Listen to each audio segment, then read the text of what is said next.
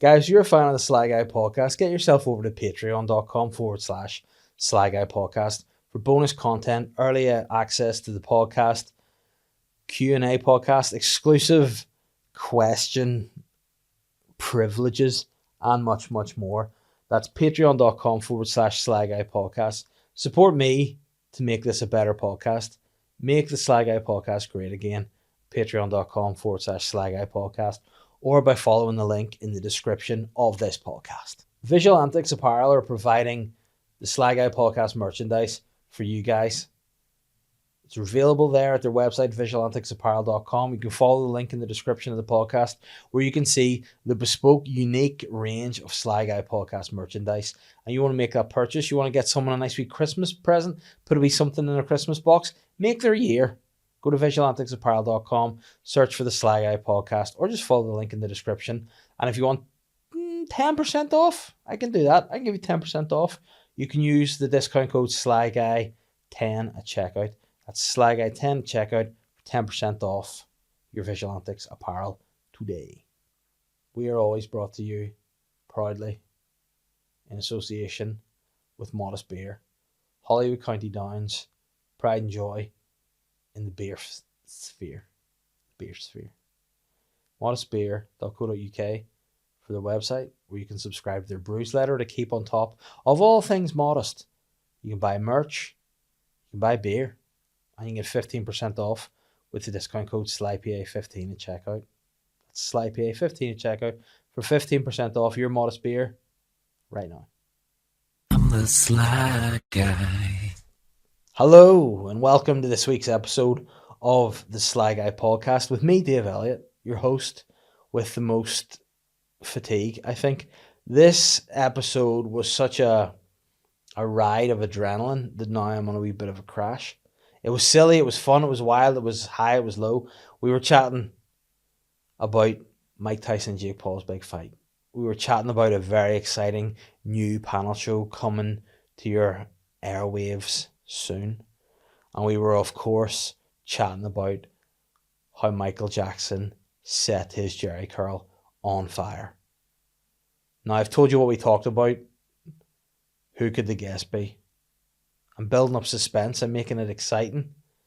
But you're obviously listening to this and being able to see in the description, or watching this on YouTube and seeing in the description, already you know my guest is the one and only Mr. Aaron Butler.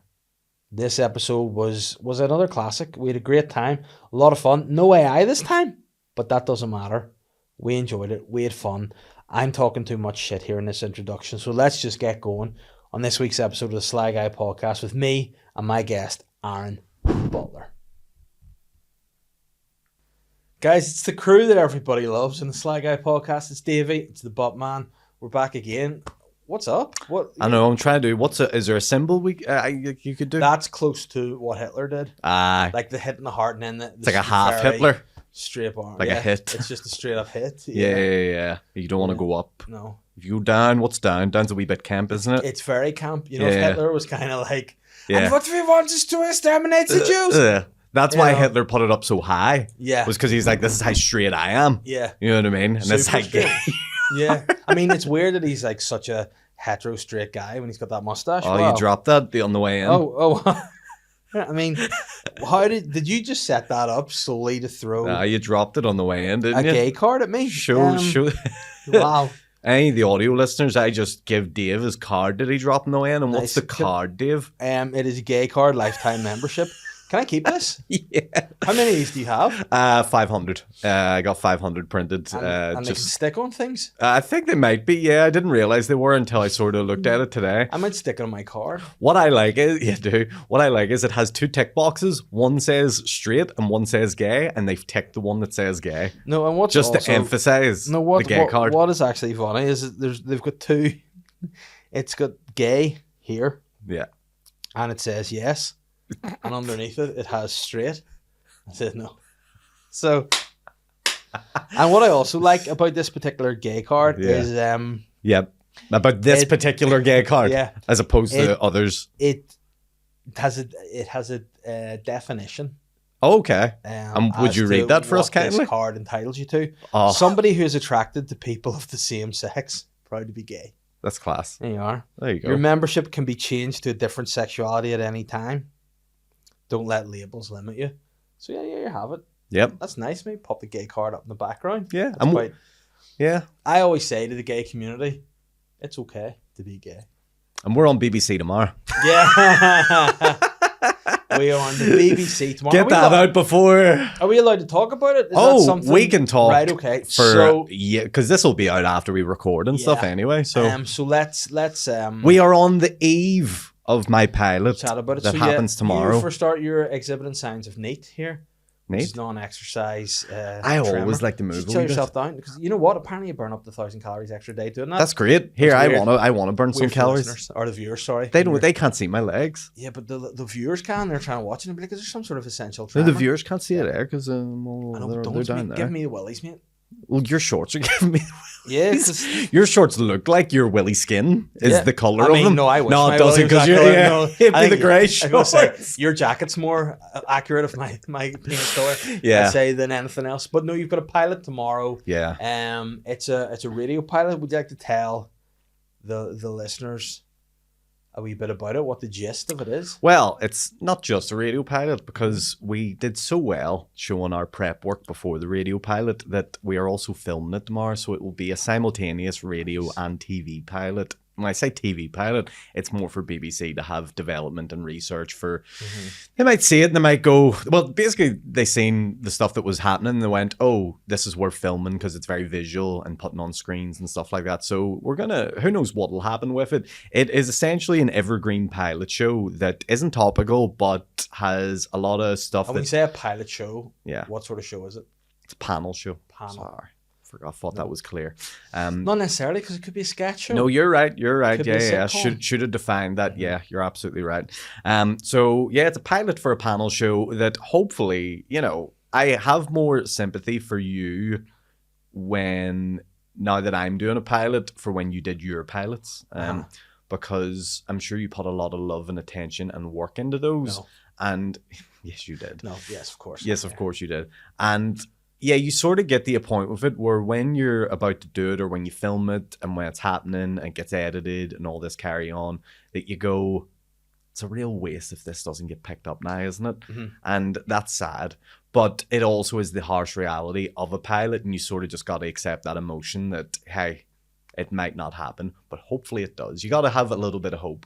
But you also can't really take it too personal either, because it could be a case of, look, the production, it's ultimately decided by the management of BBC whether they greenlight it or not, and they might just look at it and go, oh, it's a good show, but it's not for us, and that you just got to accept that. Yeah. And you know the thing about this too, it's a good experience to go through, to know what it takes, and then also to probably numb yourself to the pain of rejection. I think I've had maybe 2 or 3 pilots dumped, like got to a stage and then nah.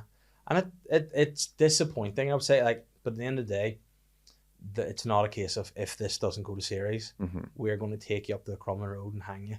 Yes. You don't get killed. It's not the worst, yeah. It's not the worst. At the end of the day, still have your family. To fight again. Yeah, still have your friends. No, they take the family. Take the family and they take the family. Friends. That's true, But actually. I forgot about that. That is in the contract. Yeah, that's part of it. But it's very exciting. And I think, a lot of people, I don't know if people know this particularly, but you were, I suppose, the main kind of development angle of the Mockliam shows that had happened over the years. You sort of, I suppose, would you call it your IP initially, the idea of the show? Or? I'd say I had a large input into them, and I come up with a lot of the games and stuff for them. And yeah, would you call yourself a games master?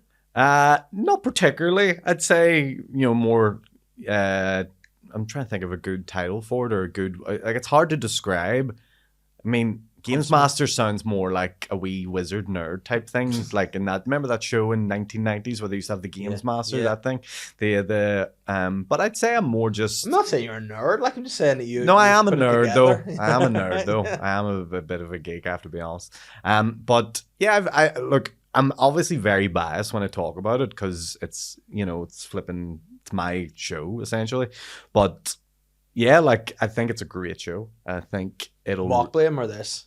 Oh, Can you say what it's called? Sound Mate? Oh, yeah, the title's out there. Everyone Yeah, can good. see it. It's called Soundmate. A lot of the games revolve around sound-based challenges mixed with comedy. And we have you yourself as a team captain, one of the panelists. Can Yeah, I just ask, yeah. did you think about me when you came up with the name? Because I technically am a sound. You are a Soundmate. Yeah, yeah. I like that. It has that title that is localized too, and it like plays the Northern Ireland, but it also encapsulates what some of the show is. So yeah, it works very well. Coming up with the title took a long time, longer than it should have. Can you talk about any maybe discarded titles that you maybe thought about? You're or- Having a Laugh was one of them. The I had one that was really on the nose that was just the BBC Northern Ireland radio comedy panel show. I mean, I like that. But you know what it was? In my brain, I was going, if it's called this, it can't not get commissioned because it's essentially the most obvious name for something ever. I had one that was just called Laughback, which was play on Talkback. So it was Yes. like, yeah, so that could have worked. There was some dopey ones like Laugh Loud and all these wee stupid silly ones. But yeah, I think we said, and then there was another sound-based one, but I can't remember what it was. But yeah, Soundmate. Mark had his one, which was Sound as a Pound, but I was like, it's too long. Yeah. It's too wordy. I need something that's more. You get to go out Quick. Sound and Pound, and it's just a listening to an MMA fighting show. It's just listening to Shannon Sharp Yes. Instagram live. But yeah, no, I'm delighted that you're a part of it. I'm delighted to have Alan Irwin, William Thompson, Justine Stafford a part of it. I think it's got a great cast for tomorrow's pilot. Yeah. And yeah, it's one of those ones. It's All a guests in this podcast too. Yeah, exactly. The slag I provide. But yeah, it's one of those ones you have a range of emotions. You're like excited, a little bit of nerves, a little bit of like you don't want to get too pumped and excited because it's like this might only happen once and then never happen again. Or, optimistic that it does actually get commissioned and we get a brand new comedy panel show in Northern. How exciting would that be for the country? It'd be great. To have like something like that. But you also are up against, politics at the BBC, management at the BBC, other production companies trying to chip in and give their opinion and voices and trying to pitch for a panel show. And it's like, I am in the underdog in this scenario. I don't think I was meant to be the guy to do this sort of thing, but I think that's what makes it, that doesn't mean that I won't be like, I thought, go ahead. You know what I think is an important thing, I think, to remember? Yeah. A lot of times I find here, they try to put circles into square holes. Do you know what I mean? They don't play to people's particular strengths. So they might go, oh, we want a sketch show, we'll give it to a stand-up. Yeah. So maybe some stand-up people have never written sketches before and they throw them together. Like happened on Late License, I found. They had too many people who maybe some of the people are good performers but aren't writers. Yeah. And they expect you to produce this show based on this. You very much have gone with the approach of you want to make a panel show. You've developed a panel show. You have experience in doing it to a successful level and you have the enthusiasm for it. It's not a case of, say, just picking someone around. They came to me and be, Dave, do you want to make a panel show? I'd be like, I'll give that a go. Yeah. When there's no, you know what I mean? So I feel that's what I like about this, is that they've done it the right way to build, which I think is important. The feedback that they give me from people that have pitched them similar stuff like this before is that people will often come to them and go, oh, I want to do a panel show, but have no brief. They have no selection of games. They have no idea in the structure, but they just want to do one. And they're like, well, we can't work anything with that. And it's, you raise a good point, whereas comedy comes in all these different shapes and sizes. And you have stand-up, improv, sketch, character-driven, panel show, whatever other forms that it comes in, many ones. Just because you're good at one doesn't mean you're good. And it's same with stand-up too. Like some people are great one-liners, some people are great ranters, some people are fantastic storytellers. It's all about just finding what your strengths are and playing it. I genuinely believe, and again, I'm biased saying this, but I think I've created something that is fantastic. I've created something that isn't like any other panel show that's happened here before. It's not the same games. It's not topical. It's not news related. It's not, oh, let's rant about, X, Y, and Z happening in the country. It's playful. It's silly. It's something different. It's something that I think this generation of audience will like and enjoy. And it's one of those ones I do look at and I go, again, biased, but I go, if this isn't the show, what is? Like, if you're not going to take this one on board, I'd love to see the one that you do green light. This is one thing that I have experienced of, that you cannot look for that answer. I know. Because you drive yourself to insanity. Yeah. And like I look at some of the things that have been made and commissioned and even like given shorts, and you're going, in what world does this make sense? Like even the personal experience with the blap that we made with William, that there was 6 made overall, and ours. Now again, I'm not saying that it was the best out of the 6. I'm not saying that at all. However, we were probably the most unknown out of the 6. We also got more views off our one pilot than the other 5 combined by thousands. Wow, yeah. You know? And then the one with the lowest views, which was fronted by Rosie Jones, which in my opinion, I don't think Rosie Jones needed to have made a blap. Rosie Jones is already up there. She's already... to me, I thought that was taking a blap off somebody who could have really benefited from it, and her ones is the one being made. So in my opinion, I thought it was one of the weaker ones, and it got the least views. But again, that just shows you it doesn't matter always. And this is the frustrating thing, I think. And there was a while there that it would sort of wind me up a bit. And I was like, you know what? You can never please anyone. Just do what you want to do. Just do what you enjoy doing. And eventually people will see the merit in that. And I do think now we're in a time where the big boom post-COVID happened. Everybody's going to shows. Everyone's selling out. People who absolutely are not ready and don't necessarily deserve to be playing massive shows or playing massive shows. They maybe have a good half an hour if you condense.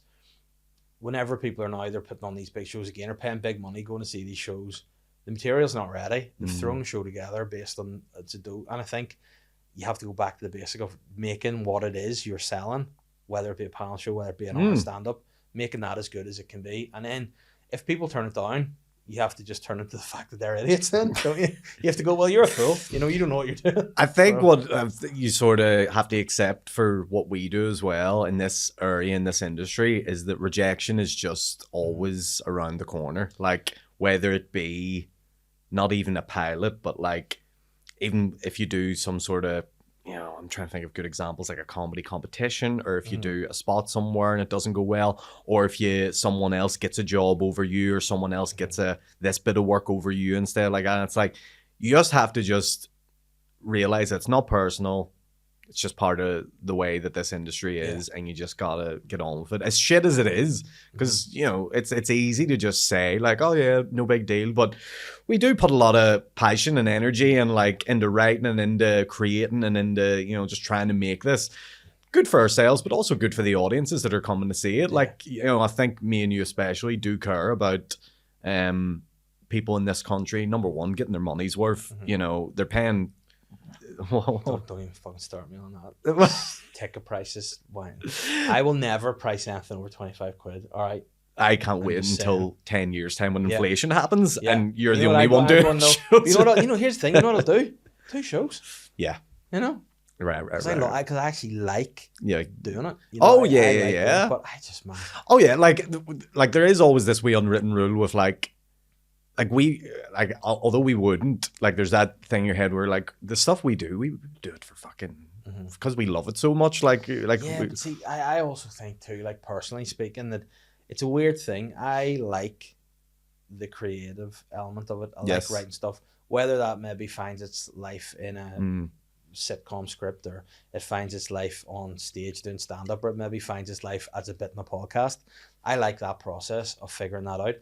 To me, it's not a case of, in an ideal world, I would love to be writing what I want, doing what I want, and not be known at all. You know, like to me, the dream guys are Slipknot. You know, they go out and before they took their masks off, you're like, they get to do what they want without the. But there's some people out there that want to be famous for themselves and I don't get it. Yeah, as I've got older, the idea of celebrity is not a fun one. Like, it's like it's scunner when people are like, can I get a photo? I'm like, yeah, absolutely, but also, you know, I'm not a big deal. Don't worry about it. It's fine to ask. You know, I don't mind the whole photo thing and all that sort of carry on. I mean, it's when people are like, "Oh, all nervous to meet me." I'm like, I'm literally. See if you had seen me half an hour ago. Yeah. I'm wiping my 4-year-old shitty arse. Yeah, you know what I mean? And then I'm having my dinner. Yeah. And I'm coming out to just have a bit of crack. I hope you're washing your hands in between doing those 2 activities, by the way. Absolutely. You know, That's not washing your hands, dude. You're like, I'm washing them. yeah, you know what I'm doing? I'm making myself averse to any viruses. Yeah. I'm just giving myself bits of germs. And Oh, to be fair, I'd say your immune system must be up there because your two Oh. kids bring the germs Mate, in. Like, I don't know if you've noticed with being my friend. yes. But last year, I was never healthy. No. I was sick all the time. This Yes. year, I have a 1-2 day cold. I don't know what That's good. over. I'm just looking after myself a wee bit better. Kids are getting older now and they're not carrying Yeah. the germs in as But much. man, I feel you know what I feel like? I feel like I'm ready to turn villain. Do you know what I mean? I'm ready What for would a that heel entail? turn. You know, like when this, like in like superhero films, NWO there's a guy, heel turn? he just, you know, he's ready to just come out as his true form. You know, I'm really ready to. Yeah, I'm You're ready ready. as a homosexual. He's ready to come out. But you know what? I think that this is a very healthy conversation. I think Yeah. that we're having, and I think Absolutely. it's good. Probably, I mean, it could be absolutely shite content for you guys, but I feel Oh it's no, I nice. think it's interesting that they hear these different perspectives because you got to be real with people too. And self-awareness, I think, is really important. You know, and I try to not be as delusional as possible. Maybe I have too much self-awareness. Maybe that's like there is a bit of me that would love to have a delusion about myself, to be like, Do you know what? Sometimes, if I could take a skill set off other comedians, I would love to have the unwavering self-confidence that some of them have. They're like, you can go out on stage and do 20 minutes of pedestrian shite and think it's the best stuff in the world. Yeah. That's good. But like, I know, and I think probably me more than a lot of comedians, and I know you've said this to me before, but see, if you know I'm not enjoying myself, it very much comes across. Oh, you know, if I hate to be there, people are like, he absolutely hates to be there. Oh, mate, I can't hide it in my face. Like I've like there's gigs I've done in the last month or whatever that I'm like, I hate every bit of this, and I can't like put a smile on. I can't put a brave face on. It's like, you know what it's like. You turn up to a certain gig and there's fucking disco lights happening. There's rave music playing to get the crowd absolutely amped up. It's in a fucking shitty. They're doing lines of coke. Yeah, you know what I mean. Like it's like, you know, there's fucking 12 acts on the night, and you're just like, this is hell, and you have to wait last to go on, and you have to see it all. Then sometimes you can flip on its head. Like last night, I did Kill Your Darlings in the American which is a great bar. gig, by the way. We're not slandering that. That's a lovely gig. And I love, obviously, you know, I love Alan. I love Ronan. We do, yes. And I love the idea of that show. So when I get asked to do Kill Your Darlings, I'm, oh, fucking yes. Because then I'm like, that will drive me to come up with new stuff. Then what happens is, I see at the minute in life, I'm essentially homeless. I'm living with my parents. You know, it's a stressful situation. I'm back and forward to the house dealing with a load of shit with builders and whatever else. Catherine started a new job. She's training flat out 9 to 5. I'm looking after the kids, doing all the school runs. I'm dealing with a lot of shit. Yeah. So by the time I came up to it, I got no time to come up with any stuff. And when I'm standing there, ready to go on to the American, I'm like, I don't have a clue what I'm going to do here. And and then there was one point last night, I was like, why? Yeah. Why am I doing this to myself? And thankfully then I was able to, I suppose, draw on experience to pull it off. Which startled the audience, because like, why is that guy jacking in front of us? Yeah. But you know what? Get your money's worth there. And then I left. I'm like, that was great. Yeah. And I really enjoyed that. But then at the same time, I'm never going to get myself in that position again. So until next month. Until the next time, and no doubt I will. But it still made me go home and did a wee bit of writing. You know what I mean? Good. So it's definitely working. Yeah, there is moments where you agree to to do a gig, like 2 months in advance and go, oh yeah, I'll write for that. And then it's like the day before and you're like, oh, I've had a million other things and haven't had a chance to do that. And then you just have to go. See, with your writing process, I want to actually ask a question here. Do you find ever that you feel yourself going off in too much of a tangent to one thing? And you're like, I want to change that. Personally speaking, I felt that my last couple of shows was too heavily going in on my kids and my wife. Yeah. So this new stuff I'm trying to avoid that a bit. Yeah. And sometimes they are my life and they're my day to day. Yeah. And that's where I draw the stuff from. And so it's hard to maybe do outside that, because to be totally honest, my day to day life is relatively straightforward. There's not a great, there's not a wild lot of adventure, strange tales. Not much variation happening. I'm hanging about with my wife and my kids all day, basically. Yeah. You know, and that's fine. Yeah. But I'm not going anywhere really or doing things. So that, you know, so I'm trying to now base this new show off less on that. So there is a wee bit, but it's much less, and social media is getting it too. I think, at the minute. Yeah, I try at the minute to just talk about, like, I sort of, if I have an opinion on something that's topical and I can skew that opinion into a bit of material, then that would probably be something I would do. Like, I'm trying to think of examples, like even stuff like the Irish language and stuff that I'm doing at the minute about, I'm trying to think, like, stuff you see in the news and all this kind. Like, I try sort of bring that stuff in because, like, there is topics that you can farm too much on, like, and, you know, bumming. Look, it could be anything. It could be bumming. It could be lack of bumming. Can I tell you something about bumming? I didn't genuinely mean to say that. I just came out of. But you have said it. I did. And now we have to just keep going with it at this point. Yeah. Similar to bumming. Listen, you know what? If you want to have a go at me, you know, say what you want. Hey, you can't. You can't. This is an open. It's a hate crime. He's got the card, right? You can't do anything about it. But yeah, there is topics you can farm too much. Like, once you've, like, absolutely exhausted every option on, like, say for example, I talk about my granny. Like, she's still with us, isn't she? For now. Yeah, good. I mean, but when she dies, you'll get some more material. Yeah. No, granny's 79 now, I think. That's young. Yeah, she's young. She get another she's 10, 20 she years, that West Belfast granny though, right? Yeah. She, you know, they're young, them girls. Those were the West. I don't know what's in the water. Probably poison from the Brits, but you know, it's something I'd that say keeps people going. But whatever they've put in it, it's not only poison, but it's potency juice. Because I don't know what that means. Potency juice is my rap name. But potency juice sounds like something P Diddy would offer you if you get to one of his freak parties. Here, open up the Chat GPT. Here we go. Diddy and Kanye's new jail episode. Was it? Oh, it was Diddy and R. Kelly. R. Kelly, yeah. But it's finding just things that. It's keeping it varied and always making sure that it's as fresh as possible. And speaking of the news, I'd like to get your opinion on the fight between Mike Tyson and Jake Paul. Did you watch the fight first of all? Yes, not live. And what was your opinion on it? Here's the thing with Jake Paul, right? Now, what you're doing without even meaning. I know, Trump. I'm doing Trump. Yeah, I do. By the way, before we get into this, my favorite thing about it is watching people do the Trump dance. Yeah. The Trump dance is one of the best things there. It's so great. I love it. And when he gets into it, he tilts his head and all a wee bit. Yeah. It's class. He's definitely coming across this time around as like he just doesn't give a fuck anymore. Yeah, I think he's just happy to be finished, and he's just like, I won. Because I think the first time he didn't expect to win. Yeah, and he was like, bollocks when he won. Yeah. And this time he's like, sure, it's 4 years of banter. Yeah. You know. Do you know what's great? Here's the best. Here's why this is comedy, right? This is fucking comedy. The Democrats, Oprah, Barack Obama, paid Beyonce big appearance fees, got all these celebrity endorsements. You know, went absolutely pulled out all the stops, dug deep into the reserves to try get every bit of celebrity influence. The Avengers even made a video for it and came together. Everything. Trump goes on Rogan, mate, does the YMCA dance, holds a rally where he plays music for 38 minutes, wins the election. Yeah. That's comedy. Yeah. That's class. Do you know what? I find people are too... The opinions are mental about Trump and anti-Trump. It's mental.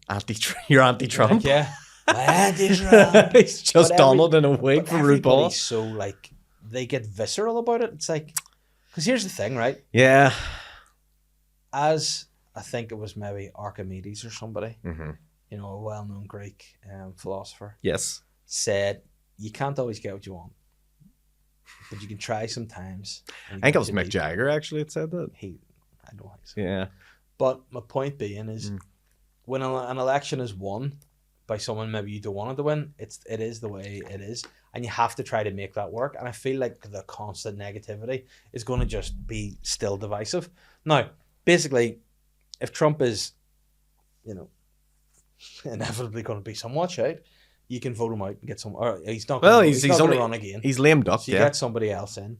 But I just think like it says a lot for the Biden administration that even people consider Trump again. You know what I mean? How, and then Kamala as well, I think came across as a wee bit insane. Yeah. Like a lot of stuff, like the laughing at weird stuff and all. To me, don't know a great deal about her policies other than put black people in jail, but which I mean, got my vote, but but no, but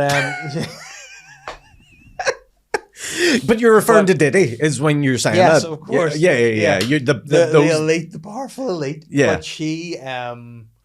she like would be like just, it's like getting the ick, you know what I mean? So you see her and she'd just be being really like, and then like you get to the point where they're paying people like Billie Eilish and Taylor Swift and all. And you're like, you don't give a fuck, you don't care. Yeah. You got to vote. And I think whenever you start seeing the celebrities come out, that's when I go, oh, piss off. Yeah, it is also great that they had a debate, and in the debate, Trump just had concepts of a plan, and again, he still won. But again, when he started going, they're eating the dogs. How can you get Springfield, Mo, Barney, they're eating the dogs. Apu. Apu's the worst. He's eating the dog. Yeah. So there's Mr. Burns, great man, fantastic.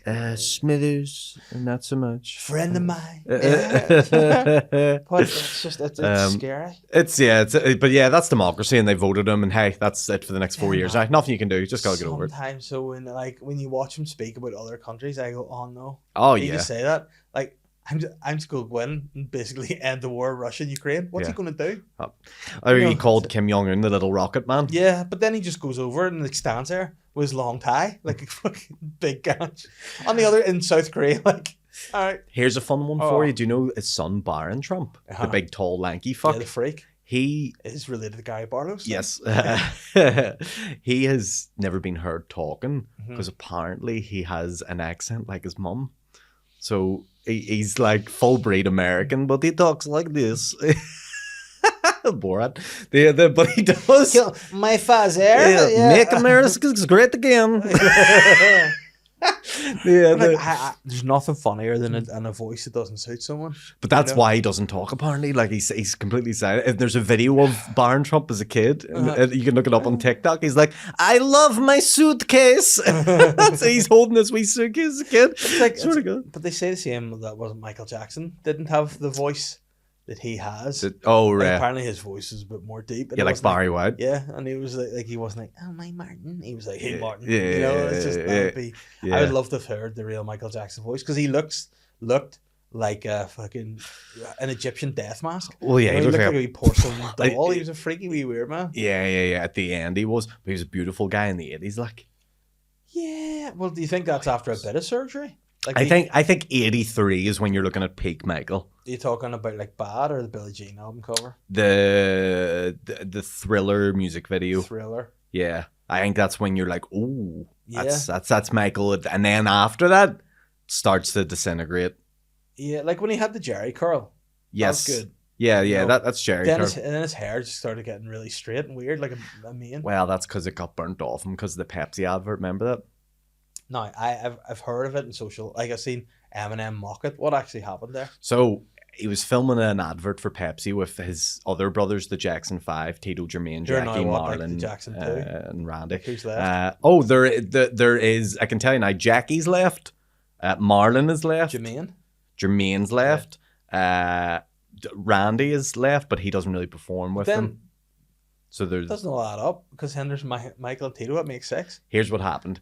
During the Jackson 5's run, Jermaine left the band and got replaced with Randy. So Randy filled in for Jermaine. Then, why are you laughing at this? Because you know far too much. Oh, I can name every Jackson sibling. It's ridiculous. But yeah, so that's why it became then the Jackson 5. But then Jermaine joined again, so it was just the Jacksons they were called. Okay. And then Randy left for a bit. It's a whole thing. So Randy Jackson left to go and be a judge on American Idol. Yes, that's the Randy Jackson you're speaking of. Yep. People would actually say Michael Jackson was quite a Randy Jackson too, depending on who was around. Listen, some people say he was very promiscuous with women. You know what I mean? Apparently, women. Yeah, right. Yeah. Get real, guys. Boys. Yeah. What were you? I can't remember what we were on there. Oh, the Pepsi advert. Yeah. So they were filming this advert for Pepsi with all the Jackson family. And How many birds are there? Latoya. 3. Latoya, Janet, Reby. Reby? There's Reby Jackson. Is Reby still with us? Yes. Are all the girls still All there? the girls are still with us. Okay. Yep. So they're filming the advert and they have to set fireworks off during the advert behind Michael, who's wearing a... Because like Michael Jackson's the only guy who, if he could set on fire, Yeah. you wouldn't think the noises he made were noises that were any way problematic, because he makes those noises normally. So if he set him on fire, he's going They're like, Jesus, Michael's ad-libbing good today. Michael's freestyling. So Michael obviously has a ton of hairspray on his hair because the 80s, Michael Jackson. He's got that Jerry curl, fucking looking sweet. And they blow off the firework. The firework spark hits Michael's head, and literally his head just flambees like, whoo. And do you know how he puts the fire out? No. He does he spins 10 times, like a big dance spin, and the fire then he hits the ground, smoke comes up from his head, and then the medics come in and put him into the ambulance, and he has basically his scalp got totally burnt off him. Oh wow. So that's why he then started wearing hair pieces. Why did he not just get a sweet Jerry curl hairpiece? Why did he go for the... Because I think his skin turned white, and you can't really... Do you think, is that the start when he started trying to be white and turning white? Well, I think that was the start of his painkiller addiction, because they put him on these painkillers for his burnt head, and he was like, "Here, these painkillers are pretty sweet." Can you imagine you like just dabbing some cream? Just a moment.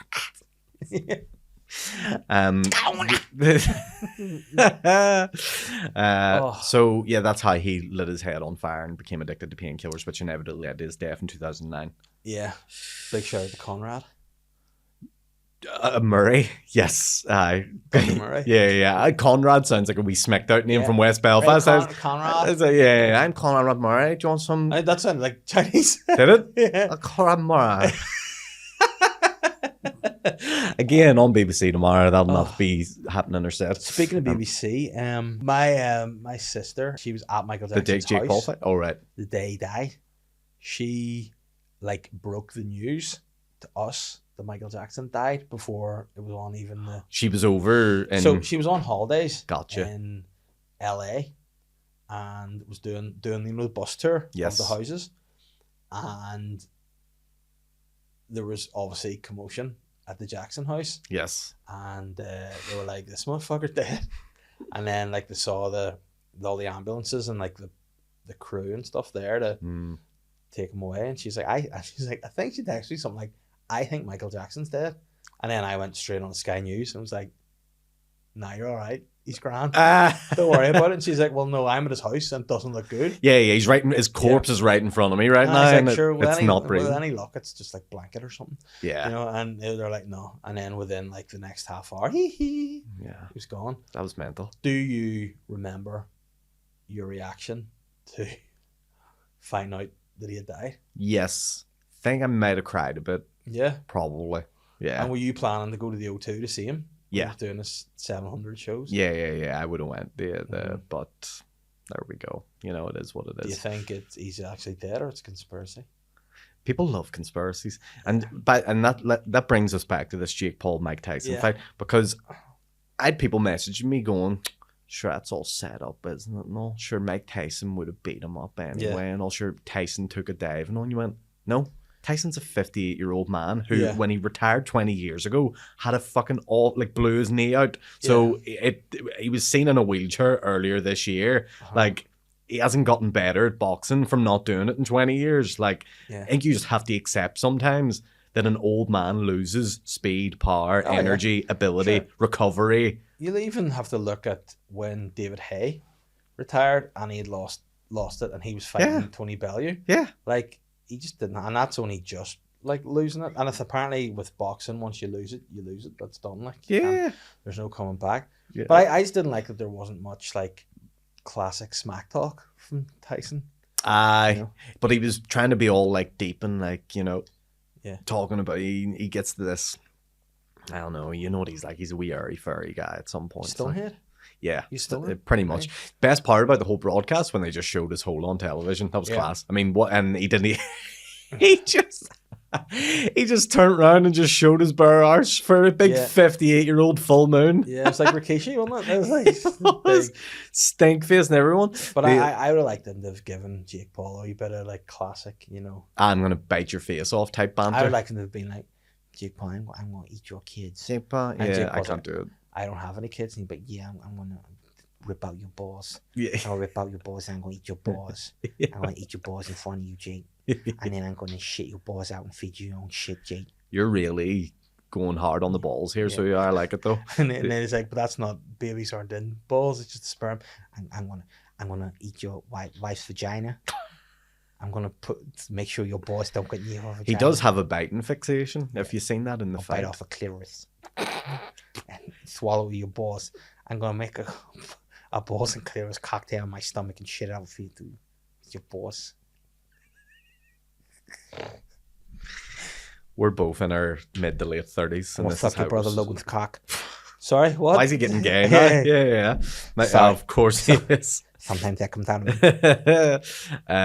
But and like, do you ever see the bit where, I can't remember who it was, like, was slabbing at 50 Cent, and he's like, what? Like Floyd Mayweather when he's minding his own business, he's like, what the fuck did I do? Yeah. Imagine Tyson's like, and Lennox Lewis, I'm still going to eat your kids. And the kids are like 25. And like, what the fuck, what I do? Yeah, right enough. If you're Lennox Lewis's kid, you're always looking over your shoulder like, fucking Mike said he would do it.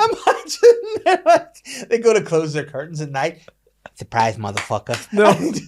Do you know what we need? We need them to recreate the Roadrunner cartoons, but they put Mike Tyson on the Roadrunner. The Wile E. Coyote's the fucking, or no, the opposite. Surprise. Yeah. Lennox is just chilling in retirement, and Tyson's eating his. I mean, what would be good was if he like got a son, just didn't eat him, just ate him out. Oh, like, I told you I would do that. Yeah, I told you your best. I told you 30 years ago I was going to eat your son. I didn't say I was just going to eat him entirely. I said I was going to eat him, and I ate him out. I ate your son out. Son sitting there for big face. You know what you don't know either? I kissed you on the lips, Lennox. You basically licked your own son's ass, Lennox. I'm going to eat your son's ass. I'm going to eat your ass, Lennox. I can't wait for your daughters to grow up. And they're in school and they're going, oh, we can watch our dad's old podcast on the school computers here. And they go to this one, and the teacher sits in disgust at listening to this conversation right now. I wouldn't be laughing if I were you, Mrs. Teacher. Because I go find you and eat your ass too. And when I eat your ass, I'm going to be putting Jake Paul's balls in your ass. No, don't talk about eating the teacher's ass. Yeah, I'll stop. Why is your version of Mike Tyson? All he does is eat ass and eat balls. It's literally, it's never something he's ever done or said before. Wait to see next fight that he has against George Foreman. George Foreman. Yeah, I'm going to take your dick and balls. I'm going to cut them off and put them in your grill. I'll grill all fat off your balls. I'm going to swallow the fat like a cocktail, and I'm going to eat your balls and dick, George Foreman. You may be smile. You won't be smiling now when I cut your balls and dick off, George Foreman. What I enjoy is this is what you thought was missing from the Jake Paul build-up. You thought that Tyson talking about cannibalism and eating people's balls and licking their ass was what ruined the fight for you. But you know what is so sad about the whole thing? Oh, go ahead. See, whenever people, like, I'm sure there are people that you've seen on social media, when they post a wee picture of the TV screen, and then they're like, come on, Tyson. And you're like, fucking get a life, mate. Or people who never watch fights and they post a picture of going, watching the fights. And you're like, right, that's cool. The biggest fucking draw there should have been Katie Taylor's fight, Amanda Serrano. Should have been. I didn't even watch that one, you to know be fair. Serrano's a type of ham. You know what you do with ham? No, don't. Amanda Serrano, I'm going to eat your ham. No. I don't even know what that means, but I'm eating it. Tyson knows. But what was I going to say? Why does he not do a cookery show right enough? That'd be great. Except it's always just balls he eats. Yeah, and the parts of people's ears. He should go on I'm a Celebrity. Give me balls. Oh, could you imagine him on I'm a Celebrity? Oh fuck. He's always so like asthmatic sound. He is. I mean, yeah. He's I'd say look, for 58, he's actually not in bad shape, but he's also not in the shape to be boxing at any professional level. Do you know what? Like Jake Paul obviously is a decent level fighter. Like he's decent. Here's the thing, yes and no. The issue with Jake Paul is this, and the issue with this entire fight is this, and all the sort of fights that Jake has, whether it be Tyson, Nate Diaz, whatever it is, the fights themselves aren't good. Like they're Yeah. amateur level fights where like there's no drama, there's no back and forth, there's no it's always just like this is mediocrely boring across the board. So yeah, Uh-huh. that's why I don't like watching his. Who would you like to see Jake Paul fight? Canelo Alvarez next, please, because Canelo would absolutely See, I would rather see him mark fight him. Alexander Usyk Sure. for the titles. Sure, Francis Ngannou. Just someone that will knock his fucking boxing like and just put an end to all of Anthony this Joshua? fucking show. Yes, anyone in the cruiserweight division because he's what 220 now or something. Yeah. Fucking Deontay Wilder. Put him up against one of them and you know what I mean? And see how he does. He'll probably need to wait 20 years before he fights Wilder. That's what I'm saying. It's just like, but anyway, yes, I'm glad it's over. I'm glad Tyson made a bunch of money. Like, made 20 million or whatever. Great. I'm glad he didn't get knocked out and hurt his brain and whatnot. But I'm happy enough to never watch that shit again. Like, but I also think all that shit, every time people, like, every single Jake Paul fight afterwards, like, well, that was balls. That's yet what I'm they saying. still go back to watching it again. It's the classic Floyd Mayweather approach, though, of people want to see him get hurt and knocked out and lose. Yeah, but he's such a smart businessman. I know. He sets everything up in his favour. 2-minute rounds. I know. 8 rounds, big fat Well, to be gloves. fair, I think that was Tyson's wanting, like, because Tyson could not go 3-minute rounds. Because if I did 3-minute rounds, it would take me too long before I get the yes again.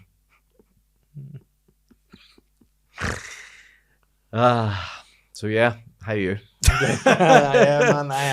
I am good. I'm feeling well. I'm feeling like I need to pee again, actually. Yeah, that prostate's fucking aging rapidly. Then I could give it to my... No. Oh, no. No, I've just been drinking a bit too much water. I went through a real period there of not... I mean, I don't know if hydration is something you want to talk about in the podcast. I would love to. I don't know if the listeners want to hear that. I do. But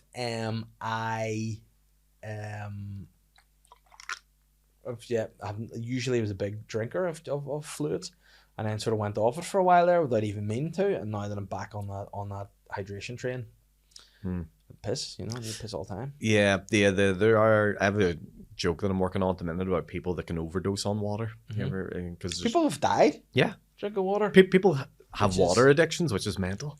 Well, I mean, here's the thing. This is where addictions, I think, it's probably a bizarre, because I would consider the fact that I think it's under control now. Right. But I believe, that I had a real, like, bad food addiction there for a while. And, like, it was, like, an overpowering thing that I couldn't deal with. Whereas now that's under control, it's like, it's all right. I think water and food are things that you can't just not have. So, well, like, no, you definitely need them. Yeah, or you'll die. Yeah. So the thing is, it's an easy enough thing to be addicted to. But I definitely have, like, had real, like, sugar craving, and, like, would get in my head, like, I need to eat all this terrible stuff. Yeah. And then I would have it and be like, oh, and then afterwards I'd be like, you're a disgrace. And then it would be that cycle, and it was awful. I do think sugar is absolutely like a drug. Yeah. Like, it is weird how society decides, like, oh yeah, you can have as much of this as you want, but you're this weed stuff, you're not allowed any of that. You know what I mean? It's like, how do we? I don't know. Well, obviously it's a money thing, because the amount of money that is in sugar is like fucking. I get what you mean though, but I think also, like, drugs are, again, everything's a problem to everybody. You know what I mean? Like, sugar to a diabetic, an issue. You know what I mean? Or, like, some people, like, I'm just not good at weed. Yeah. I've had experiences on it with the smokes and with the edibles, and I've never gone, that's class for me. Yes. You know what I mean? Every time I'm like, surely I've done it wrong before. Yeah. But every time I do it, I'm like, this is a bad choice. Yeah. Whereas, like, with drink, this is the thing too. I think I've gone now the opposite, where, like, my dad's in his mid-60s and he'll drink 2-3 times a week, and he has to do it. And it's a bit like, can you not, like, do other stuff that's not just always being drunk? Because no offense to him, but when he's drunk, he's not as, I don't like him as much. He's an arsehole, but right. It's not I love my dad drunk. Whereas, like, I don't drink that much, but I'll have maybe 2 or 3 pints and enjoy it, and then I'll go, that's enough for me. Yeah. Because I couldn't do, like, back in the day, I could have really pounded the drink, and then afterwards, like, no. The only time I'll really drink, I would say, would be, like, on a stag do or something. Yes. Or a big party. The Comedians Christmas do, which we're not unveiling the date, I'll drink that. Or location. Then. No. Because am I fuck watching Frostbite Boy for the whole day again? I know. That was That was an experience to have him. Oh, that was a joy, wasn't it? Yeah. When we couldn't get rid of Frostbit Boy from the comedian's Christmas I Day. feel like that was the relaunch of Frostbit Boy almost, doesn't it? He came It to that, was. and then the next thing he's on talking about being the manifesto for the King of Ireland. What a dose. What a fucking dose that guy was. Yeah. Yeah, it added an experience, didn't it? Sure, you can call it that. I just remember showing up at like 3 o'clock and he was there, and I was like, yeah, like that's what I love. See, the best thing about drinking is the day drinking. Right. Meeting in the afternoon, everyone's a wee bit giddy. Yeah, pint here. There is the crack is good, and then next thing you know, you're absolutely blasted. And you look at the clock, and you're like, oh, it's 4:30. I'll go home from a dinner in bed. Yes. Yeah. You know, but like the last time was a real success. I would do. It was really good fun. A lot of fun was had.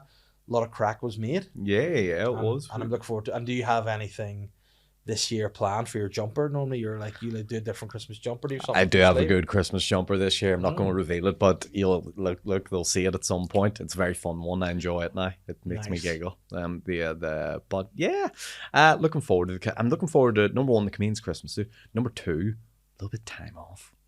I've worked hard this year. And how do you adapt to time off? Do you yourself go, right, I am taking this time off, or do you switch off? Because I again have only done this more recently, even for a day or two, and just gone, for example, again with having to take on more fucking parental issues because Catherine's working more, so having to take on more of that role a bit.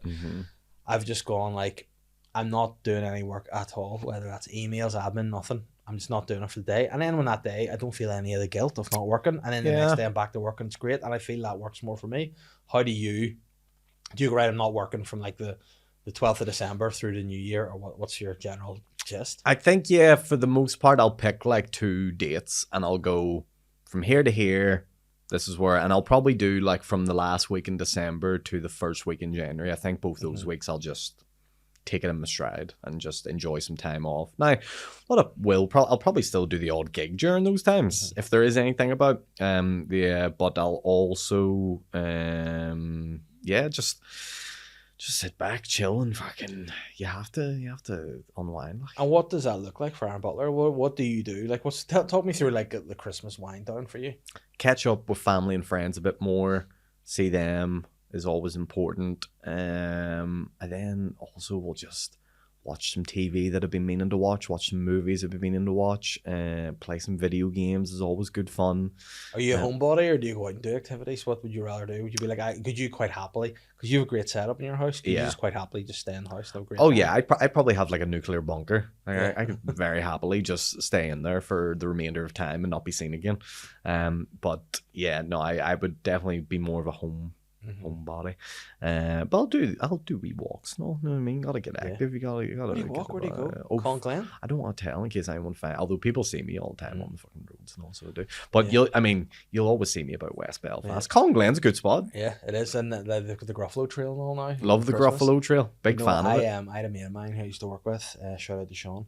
He sent me a voice note one day whenever you were doing the marathon training. He goes, Dave, and he goes, is Aaron Butler doing some fucking marathon training or what? Like I saw, and it must have been near the end of the run. He goes, I don't know whether this was the sketch or something, but he looked absolutely busted. He had all this gear on. I was like, nah, he's training for the marathon. He goes, yeah. I thought I was seeing things. I'm like, no. So you got tortured for a while. There were people in your DMs. People were beeping me. People were shouting at me. And the worst part is, people would, for some reason, always see me on like the last stretch of the training, which is the hardest bit. Like I'd just finished like 28k and I'd like 2 left to go, and people would see me and go, "You don't look too good." I'm like, "Yeah, I'm literally fucking over a half marathon here, you bastards!" Like, and it'd be so shit. Like, people aren't shy to comment in this country, being like, "You look foxy, you looked balanced.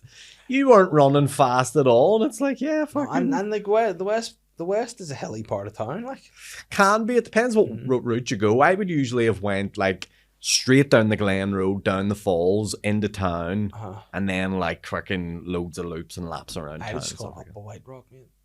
The White Rock's that's a hit. You don't want to go up that. Going down, it's okay. Yeah. Going up it's not a joy. No. There's a few road. Yeah, there's another one, Suffolk Road. It's fuck. Oh yeah. You do not want to go up that. Oh Jesus! I would usually just go down that one as a wee breather. Yeah. It's a wee. But even now, like whenever you get into our kind of age, mid to late 30s, going down is bad as well.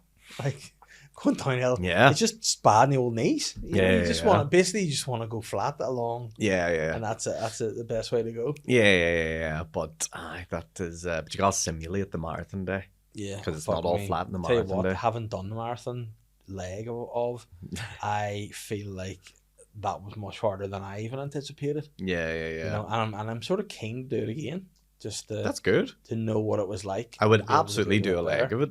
Oh, No yeah. problem. Yeah, definitely. I could probably do a leg with no training, for fuck's sake, at this Well, point. don't do that. Anyway, I could do it. you might end up with plantar fasciitis, mate. I'd be alright. I've Yeah. good ballerina feet. When is it, May? Yeah. I could get about 7 stone off me, but then I'll be good. Because that was my biggest thing. Like, I'm carrying too much weight to be a runner. Like, and that was tough. That was tough. Yeah. And then I did have, like, I think I've ripped all my Achilles forever after that. But, Aye. you know, I enjoyed the experience. I enjoyed it actually being able to run. I don't think Yeah. I'd run in years. And it was a nice time. There The is training's fun. there is like a meditative state you reach at times when you're training for it, like, because you're going out. Well, I was going out 4 times a week, and so you start to find like a comfort in just putting your headphones in and just not looking at your phone. Away you go. Just that's what some people say. There's such a thing, a phenomenon known as the runner's high. I've only experienced it maybe a handful of times out of all my training. Like it's a hard hide, but it does happen. It just takes And what does it feel like? do you know what it feels like? It feels like you're not gassed, you're not winded, you're at a lovely pace, and you could just keep it up all day, and you're just like, this is great. I actually had it on marathon day for sure. Like, I was like, oh, this is piece of piss. Because the only thing I found good about it was afterwards, and I was like, thank fuck that's over. And then you do feel all the blood going, and you're like, that's quite nice. There is that, actually. There is a lovely feeling of like, that I've done it for the day. Now that's out of the way. Now I can get a shower, do whatever, and fucking chill.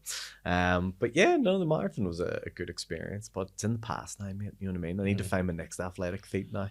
But do you think that there's an element of your personality that's addictive?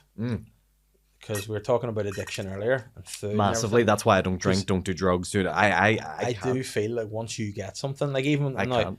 it's a good thing and a bad thing. Yeah. Obviously, if you're directing that the right way, like with the panel show, Yeah. or with like you put your all into it. Yeah. But if there was something that was like forever, that would be a hard thing to balance. So, are you looking for a new physical challenge, or what's the sort of thing you're doing? I think in the new year I want to do more weight-based training, just because it's not something I would usually do. I've done a lot of cardio stuff over the years, a lot of flipping, you know, Take the steroids. running. The what? Steroids? Human growth hormone, mate. Trampoline. The reverse Go for it. Ozempic steroids? Yeah, just go for it. It puts it on. No. I can't get on the gear, man. Yeah. I can't be at that. I have thought about Ozempic before, Yeah. but I'm gonna try one last go, and if I fail, I'll maybe go for it. But Here. Just do it now. nah, because see, my problem is I love it. So The I would take Ozempic. that. No, I would take Ozempic and I would get all skinny, and then I'd be like, well, I took this to get skinny, and I like being big. Yeah. I like having a bit of size about me. Yeah. So then I'd be like, let's take growth hormone. I have giant hands and a big stone head and all. Fuck, imagine you mixed the Ozempic with the growth hormone. Growth hormone's mental because growth people think, oh, it's great because it makes your muscles bigger. Growth hormone makes everything bigger. So like, I mean, I can only but hope for a miracle there. But like, it would make your hands bigger. Like you'd have big fucking like Dr. Jekyll and Mr. Hyde hands, and it makes your skull, makes all your internal organs bigger. Yeah. So like your heart, because like that's what happens to a lot of bodybuilders. Like Rich Piana, who's a well-known YouTube guy, dead from that, and they were like his heart was twice the size that it should have been. Rich Piana was a weird dude, like. He was kind of classic though too. Like, if you ever watch his old YouTube videos, and he's like, come make a milkshake with me, and he would like just do a liter of ice with like a dash of protein powder and be like, there's the milkshake. Yeah. And you're like, you're mad. But like his life was so weird too. Like all he did was just drive around, get tattoos and lift weights. Yeah. Dye his hair black. He was obsessed with getting big. But that was like, that's the thing. There's a condition they're talking about now called, I think it's, I can't remember what it's called. Like, there was a big stopy or something. There's some Netflix documentary or Amazon documentary about these people who just like bigorexia. That's what it's called. Where they like, I wish I had a bigorexia. They're the opposite of anorexia, right? Which is they just want to be bigger and bigger. So that was him, and they always think they're small. And yeah, they want to be bigger. And bigger and bigger. Yeah, maybe you've a bit of that because you want to maintain size. No, I don't think. I just want to be toned. I want to see it. You know, I Yeah. want to be like, there you go. I'd say you've good strength and stuff there. Yeah. You just gotta drop the pounds, baby. Yeah, man, that's You know what I'm what I mean? working at. But Just- the thing about it is, it all goes when you lose, so you have to manage it with the weights as well to not. Yeah, You yeah. know? And I've learned that I'm no longer an ego lifter. Like, I wouldn't go and be like, I have to lift heavy. There's a couple of boys in the gym the other day working, and they were lifting big weights. And I was like, I could probably do that. But then I went, you're not about that, Davey, anymore. You don't need to be. Don't do it because you hurt yourself. Your wee elbows aren't what they used to be. Just get that gitsy pump and just go, Exactly. oh, need my lunch. Was that your stomach? That there? was my stomach saying you need to go home and eat, Davey. That was So- a big old girl. So it was. So there we are. Mr. Butler, we have to go on to Patreon now and do the question episode. Great. Is there anything you want to plug before we do that? I just want to say, if you did go to our show that's happening tomorrow night, send me a wee message. Let me know what you think. And Imagine someone did and we're like, shit. Here. Like, fuck, don't do that. listen, look, you gotta take the good with the bad, and if you thought it was shite, then fair enough. But it won't And you be. know what? And see if you do say it shit, I'll pull that on you. I'll call you a homophobe and a piece of shit. Exactly, and you don't want to be a homophobe piece of shit. No one wants No. to be that. And yeah, apart from that, just can't wait to see Tyson's next fight where he eats everyone's bollocks, according to Dave. What's his space? I enjoy it. That was a really good episode. Very different to usual. Oh, Like, yeah. Not as like ridiculous, but Well, we got ridiculous in the middle. yeah, I mean you need to. No. Hey. I'm the sly guy.